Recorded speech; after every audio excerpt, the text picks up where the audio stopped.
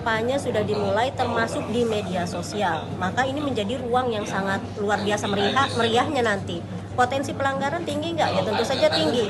Maka kami perlu mengingatkan ada pasal 521 berkenaan dengan ini adalah ancaman hukumannya pidana penjara kalau kemudian pasal 280 ini dilanggar, termasuk pelanggarannya di media sosial. Jadi perlu jadi perhatian.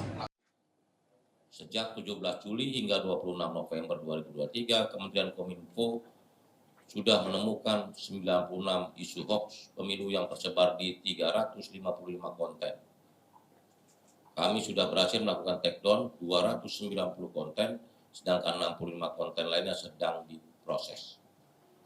Kondisi ini tentu harus menjadi perhatian kita bersama, karena berbagai konten negatif mulai dari konten mengandung hoax hingga ujaran kebencian akibat perbedaan pilihan sudah banyak ditemui dan tentunya mengancam persatuan. Anda kembali di Selamat Pagi Indonesia dan masih bersama dengan pengamat politik UGM Mas Hempri Suyatna. Mas Hempri, jadi pada saat dalam menggunakan hak pilih mereka nanti ini apakah karena pemilih lebih karena jeli menangkap gagasan dari jargon-jargon tersebut atau karena euforia yang berhasil dibangun oleh para calon?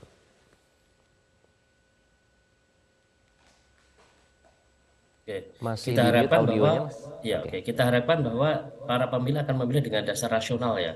Artinya tidak hanya sekedar kemudian melihat dari sisi jargon, tapi kira-kira substansinya itu mau ke arah kemana, visi misi konkretnya itu mau ke arah mana. Ini yang hemat saya harus kemudian juga didorong oleh partai-partai politik maupun juga oleh para capres dan cawapres ini, sehingga memang mereka akan menjadi sebuah pemilih yang rasional ya daripada sekedar kemudian memilih yang emosional. Ini hemat saya penting untuk kemudian menjadi bagian dari sebuah edukasi ya, kita giring bahwa anak-anak muda ya, karena masa depan bangsa ada di anak-anak muda ini, bagaimana mereka juga kritis misalnya terhadap berbagai isu-isu, berbagai visi misi yang kemudian dibawa oleh tiga capres itu, sehingga tidak terbuai misalnya oleh misalnya salam tiga jari ala The Hunger Games ya, kemudian oleh selepet, oleh kemudian gemoy dan sebagainya. Sehingga ini harapan kami adalah tadi anak-anak muda benar-benar kemudian juga melihat bahwa yang dipilih adalah benar-benar punya visi Indonesia ke depan menjadi lebih baik.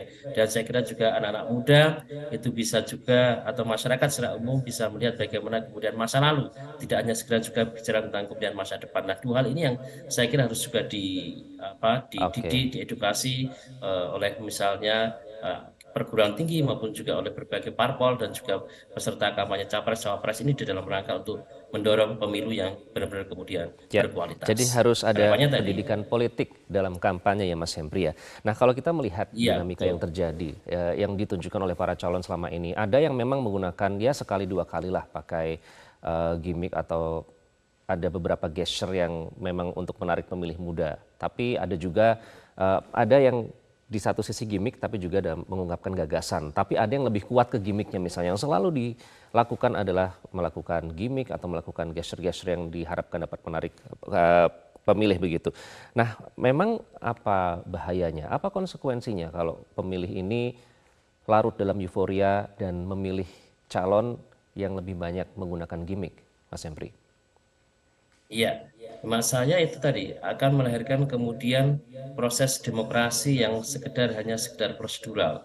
Oh, kita rame-rame misalnya 5 tahun sekali memilih capres, cawapres dan sebagainya.